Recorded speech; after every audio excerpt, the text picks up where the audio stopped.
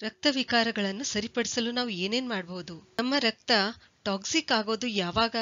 Stress ಹೆಚ್ಚಾದಾಗ, ತಪ್ಪು ಜೀವನ ಶೈಲಿಯಿಂದ ಅಂದ್ರೆ ನಿದ್ರೆ ಸರಿಯಾಗಿ ಮಾಡದಿದ್ದಾಗ, ತಪ್ಪು ಆಹಾರ ಕ್ರಮದಿಂದ, ಆಂಟಿಬಯೋಟಿಕ್ಗಳ ಅತಿ ಹೆಚ್ಚು ಸೇವನೆಯಿಂದ, ಮದ್ಯಪಾನ ಸೇವನೆಯಿಂದ, ಸ್ಮೋಕಿಂಗ್ನಿಂದ ರಕ್ತ ವಿಕಾರಗಳು ಉಂಟಾಗುತ್ತವೆ. ರಕ್ತದಲ್ಲಿ ವಿಷವಸ್ತು ಹೆಚ್ಚಾದಾಗ, ಟಾಕ್ಸಿಸಿಟಿ ಹೆಚ್ಚಾದಾಗ ಚರ್ಮದ ತೊಂದರೆಗಳಾದ ಸೋರಿಯಾಸಿಸ್, ಎಕ್ಸಿಮಾ, ಇಚ್ಚಿಂಗ್ ಇವುಗಳಿಗೆ ಏನಂತಂದ್ರೆ ಇದು ದಾರಿ ಮಾಡಿಕೊಡುತ್ತೆ. ಹೇರ್ ಫಾಲ್ ಸಮಸ್ಯೆ ಆಗುತ್ತೆ. ಹಸಿವೆ ಕೂಡ ಸರಿಯಾಗಿ ಆಗಲ್ಲ. ಇಷ್ಟೆಲ್ಲ ಆದ್ಮೇಲೂ ನಾವು ಕೇರ್ ಮಾಡದೇ ಇದ್ರೆ, ಹಾಗೆ ಬಿಟ್ರೆ ಹೃದಯ ಸಮಸ್ಯೆಗಳು ಉಂಟಾಗಬಹುದು, ಮೂತ್ರಪಿಂಡದ ಸಮಸ್ಯೆ ಉಂಟಾಗಬಹುದು, ಕ್ಯಾನ್ಸರ್, ಮಧುಮೇಹ, ಅಲ್ಝೀಮರ್ಸ್, ಪಿಸಿಒಡಿ ಹೀಗೆ ಅನೇಕ ಕಾಯಿಲೆಗಳಿಗೆ ದಾರಿ ಮಾಡಿಕೊಡುತ್ತೆ. ಹಾಗಾದ್ರೆ ರಕ್ತವನ್ನು ನೈಸರ್ಗಿಕವಾಗಿ ಹೇಗೆ ಶುದ್ಧೀಕರಿಸಬಹುದು?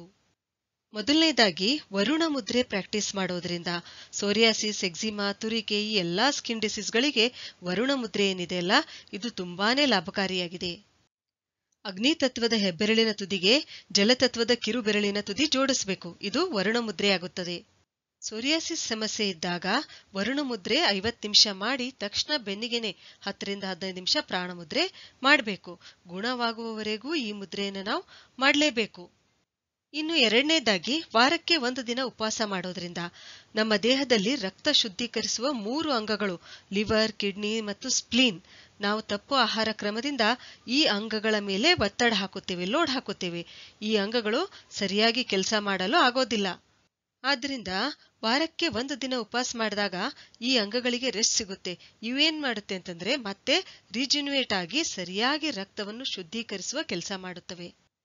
ಮೂರನೇದಾಗಿ ಚರ್ಮ ವ್ಯಾಧಿಗಳಿದ್ದಾಗ ನಾವೇನ್ ಮಾಡ್ಬೇಕಂದ್ರೆ ಸಿಟ್ರಸ್ ಫ್ರೂಟ್ಸ್ಗಳನ್ನು ನಾವು ಆದಷ್ಟು ಸ್ವಲ್ಪ ಕಡಿಮೆ ಸೇವನೆ ಮಾಡಬೇಕು. ನಾಲ್ಕನೇದಾಗಿ ವಿಟಮಿನ್ ಇ ಇಂದ ಸಮೃದ್ಧವಾಗಿರ್ತಕ್ಕಂಥ ಆಹಾರ ಪದಾರ್ಥಗಳು, ಉದಾಹರಣೆಗೆ ನೆನೆಸಿದ ಬಾದಾಮು, ಪಾಲಕು, ಸೂರ್ಯಕಾಂತಿ ಬೀಜ ಮುಂತಾದವುಗಳನ್ನು ನಾವು ಸೇವಿಸಬೇಕು. ಐದನೇದಾಗಿ ಗಜ್ಜರಿ ಜ್ಯೂಸು, ಬೀಟ್ರೂಟ್ ಜ್ಯೂಸು, ಸೌತೆಕಾಯಿ ಜ್ಯೂಸು, ಹಾಗಲಕಾಯಿ ಜ್ಯೂಸು, ಸೋರೆಕಾಯಿ ಜ್ಯೂಸು, ಎಳೆನೀರು ಇವುಗಳನ್ನ ನಮ್ಮ ದಿನನಿತ್ಯ ಆಹಾರ ಕ್ರಮದಲ್ಲಿ ನಾವು ಇವುಗಳನ್ನ ಹೆಚ್ಚು ಪ್ರಮಾಣದಲ್ಲಿ ಬಳಸಬೇಕು. ಆರನೇದಾಗಿ 4 ರಿಂದ 5 ಚಿಗುರೆಲೆ, ಬೇವಿನ ಚಿಗುರೆಲೆಗಳು, ಅವು ಬೆಳಗ್ಗೆ ಖಾಲಿ ಹೊಟ್ಟೆಯಲ್ಲಿ ನಾವು ಅವುಗಳನ್ನ ಸೇವಿಸಬೇಕು. 1 ವಾರದಲ್ಲಿ ನಮ್ಮ ರಕ್ತ ಶುದ್ಧೀಕರಣಗೊಳ್ಳುತ್ತದೆ. ಹೀಗೆ ನಾವು ನಮ್ಮ ರಕ್ತವನ್ನು ಡಿಟಾಕ್ಸಿಫೈ ಮಾಡಿಕೊಂಡು ಎಲ್ಲಾ ರೀತಿಯ ಚರ್ಮವ್ಯಾಧಿಗಳಿಂದ ಮುಕ್ತಿ ಪಡೆಯಬಹುದು. ಕೂದಲಿನ ಆರೋಗ್ಯ ಕೂಡ ಸುಧಾರಿಸುತ್ತದೆ. ಗ್ಲೋಯಿಂಗ್ ಸ್ಕಿನ್ ಕೂಡ ನಮ್ಮದಾಗುತ್ತದೆ.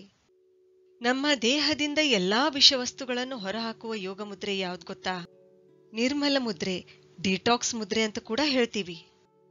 ನಿರ್ಮಲ ಮುದ್ರೆ ಹೇಗ್ ಮಾಡ್ಬೇಕಂದ್ರೆ, ಪೃಥ್ವಿ ತತ್ವ ಪ್ರತಿಪಾದಿಸುವ ಉಂಗುರು ಬೆರಳಿನ ಬುಡದಲ್ಲಿ ಹೀಗೆ ಈ ರೀತಿಯಾಗಿ ಈ ಸ್ಥಳದಲ್ಲಿ ಉಂಗುರು ಬೆರಳು ಮತ್ತು ಮಧ್ಯ ಬೆರಳಿನ ನಡುವೆ ಅಗ್ನಿ ತತ್ವ ಪ್ರತಿಪಾದಿಸ್ತಕ್ಕಂಥ ಹೆಬ್ಬೆರಳಿನಿಂದ ನಾವೇನ್ ಮಾಡ್ಬೇಕು, ಒತ್ತಡ ಹಾಕಬೇಕು. ಇದೇನಂತಂದ್ರೆ ನಿರ್ಮಲ ಮುದ್ರೆ ಆಗುತ್ತೆ.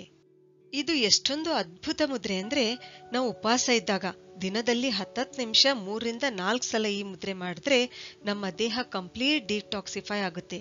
ಅಷ್ಟೇ ಅಲ್ಲ, ಯಾವುದೇ ರೀತಿಯ ಔಷಧಿಗಳಿಂದ ಅಥವಾ ವಿಷಯುಕ್ತ ಊಟದ ಎಫೆಕ್ಟ್ ಆದಾಗ ಈ ಮುದ್ರೆಯನ್ನು ತಕ್ಷಣ ಮಾಡಬೇಕು. ನಿರ್ಮಲ ಮುದ್ರೆಯ ಜೊತೆಗೆ ಅಪಾನ ಮುದ್ರೆ ಕೂಡ ಮಾಡಿದ್ರೆ ನಮ್ಮ ದೇಹದಿಂದ ಎಲ್ಲಾ ವಿಜಾತಿಯ ತತ್ವಗಳು ಹೊರಹೋಗುತ್ತವೆ ಮತ್ತು ನಮ್ಮ ದೇಹ ರೋಗಮುಕ್ತ ಆಗುತ್ತದೆ. ಸರಿ, ಹಾಗಾದ್ರೆ ಮುಂದಿನ ವಿಡಿಯೋದಲ್ಲಿ ಮತ್ತೊಂದು ಉಪಯುಕ್ತವಾದ ಮಾಹಿತಿಯೊಂದಿಗೆ ಭೇಟಿಯಾಗೋಣ. ಧನ್ಯವಾದಗಳು.